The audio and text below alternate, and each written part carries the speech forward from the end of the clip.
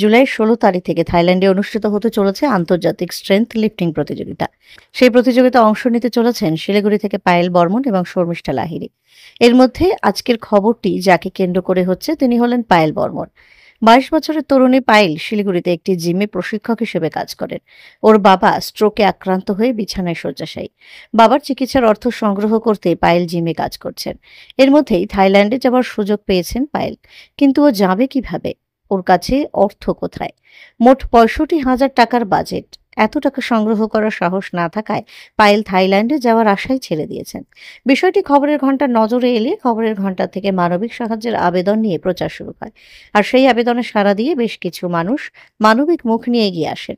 যারা এগিয়ে আসেন তারা হলেন শিলিগুড়ি ফুলেশ্বরী নন্দিনীর তরফে সংস্কৃতি কর্মী ও সমাজসেবী মঞ্জু সরকার, ঋষিলা বোস, ফুলেশ্বরী নন্দিনী সংস্থার সংস্কৃতি কর্মী সংঘমিত্রা ঘোষ, মুর্শিদাবাদের ফুলবাগান থেকে লেখক ও কবি অশোক পাল, বাবলি পাল, উত্তরবঙ্গ পৌষমেলা ট্রাস্টের চেয়ারম্যান তথা বিশিষ্ট সমাজসেবী জ্যোৎস্না আগরওয়ালা, নদিয়া থেকে রিঙ্কু মিত্র পাল, রিঙ্কু মিত্র পালের পরিচিত কল্যাণী থেকে দেবাশিস হালদার এবং অরূপ চক্রবর্তী, ঠাকুর শ্রী রামকৃষ্ণ অনুরাগী এক ভক্ত, যিনি নিজের নাম প্রকাশে অনিচ্ছুক, তিনি ১,০০০ টাকা। নাম প্রকাশে অনিচ্ছুক আরেকজন শ্রীরামকৃষ্ণ অনুরাগী ২৫,০০০ টাকা। উত্তরবঙ্গ বিশ্ববিদ্যালয় লাগোয়া কবি ও লেখক এবং অবসরপ্রাপ্ত শিক্ষক অসমঞ্জু সরকার, শিলিগুড়ির একজন বিশিষ্ট সমাজসেবী এবং মহানুভব ব্যক্তি ২,০০০ টাকা, মুম্বাই থেকে বিশিষ্ট প্রতিভাময়ী সঙ্গীত শিল্পী এবং সমাজকর্মী রমি মুখার্জি, শ্রীরামকৃষ্ণ অনুরাগী এবং শিলিগুড়ি ইন্ডাস্ট্রিয়াল এস্টেট ডেভেলপমেন্ট অ্যাসোসিয়েশনের সাধারণ সম্পাদক এবং সমাজসেবী উৎপল সরকার পায়েলের গুগল পে নম্বরে ২,০০০ টাকা পাঠিয়ে। এখনো পায়েলের চাই ২৩ থেকে ২৪,০০০ টাকা। আর সেই টাকা পায়েলের চাই ৯ জুলাইয়ের মধ্যে। আপনারা যে যা পারেন এই প্রতিভাময়ী মেয়েটির থাইল্যান্ডে যাওয়ার রাস্তা সহজ করতে এগিয়ে আসুন। ওর গুগল পে নম্বর 8420795125। এই নম্বরে সহযোগিতা করুন। আপনাদের সহযোগিতা করার অবদান স্বরূপ স্ক্রিনশটটি পাঠান খবরের ঘণ্টায়। ধন্যবাদ এবং কৃতজ্ঞতা জানিয়ে খবরের ঘণ্টা আপনার নাম প্রকাশ করতে আগ্রহী।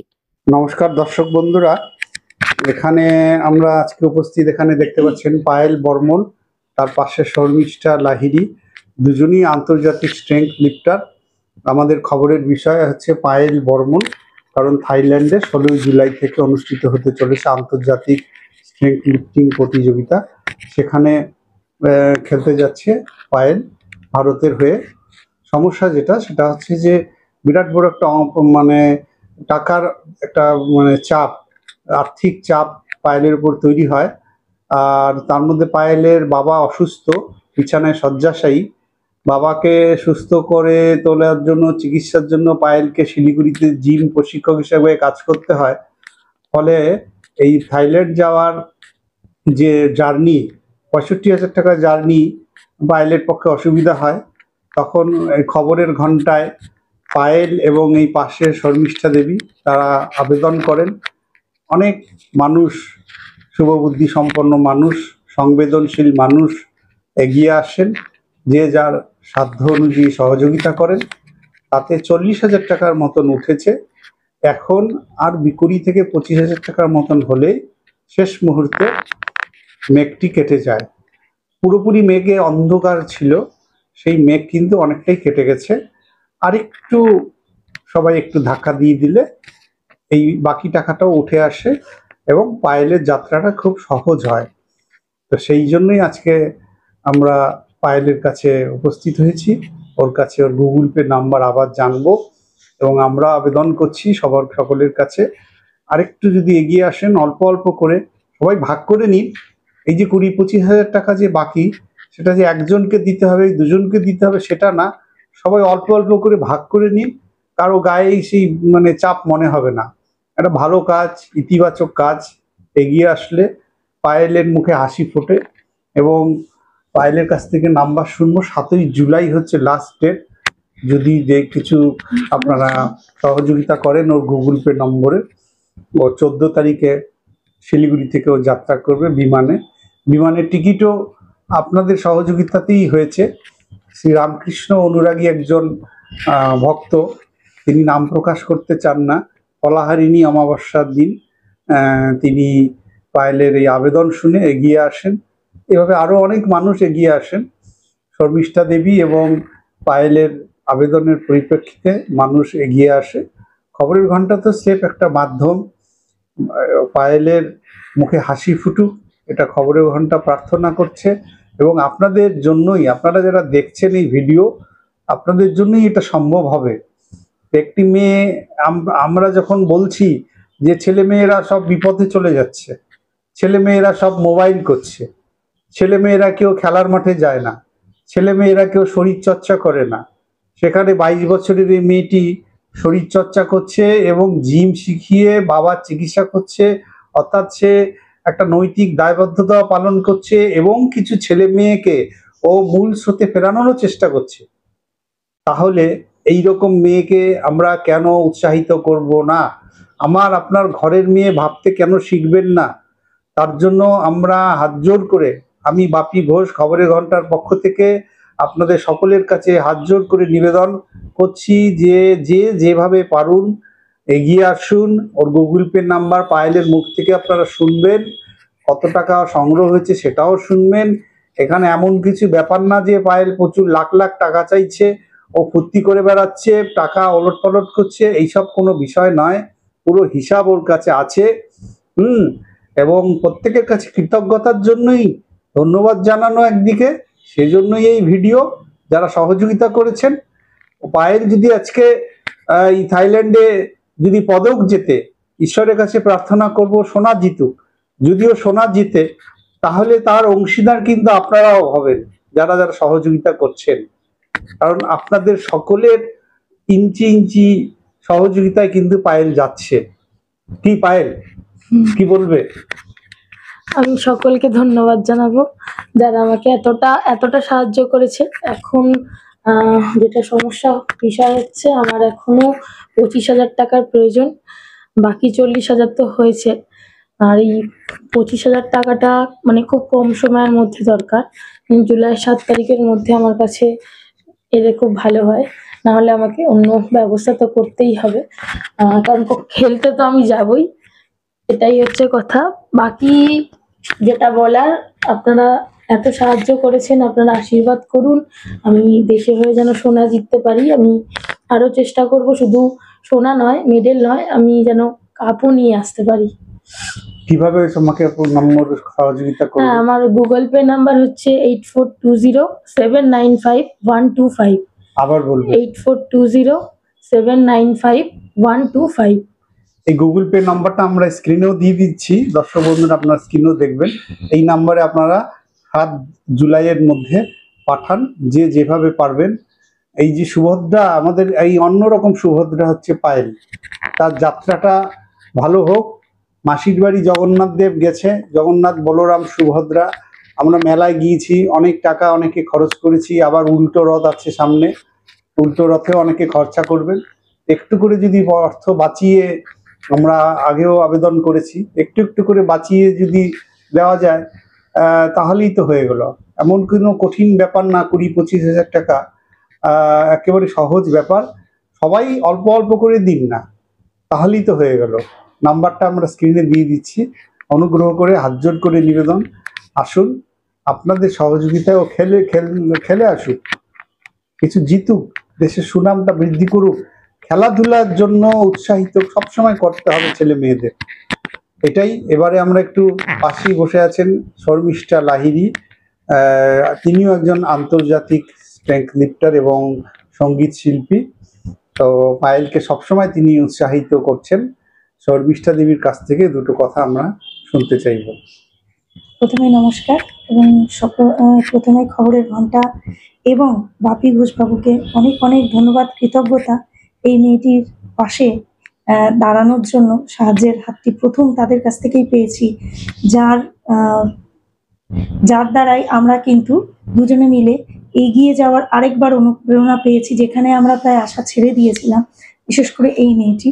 কারণ খবরের ঘন্টার মাধ্যমে দর্শকগণকে অনেকবারই জানানো হয়েছে তার ফ্যামিলি ব্যাকগ্রাউন্ড, বা সে খুব ছোটবেলা থেকে কিভাবে এই খেলার পরিবেশেই মানুষ হয়েছে, খেলাধুলোটাকেই ভালোবেসে বড় হয়েছে।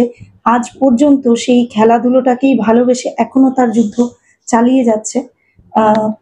কিন্তু তার যে একটি পেছনে অন্ধকার একটা যা দিক আছে, যেমন তার ফ্যামিলি ব্যাকগ্রাউন্ডে একটা আর্থিক একটা দুর্বলতা, তার অসুস্থ বাবা, এবং তাকে ফ্যামিলিতে আর্থিকভাবে সাহায্য করতে হয় এই মেয়েটি।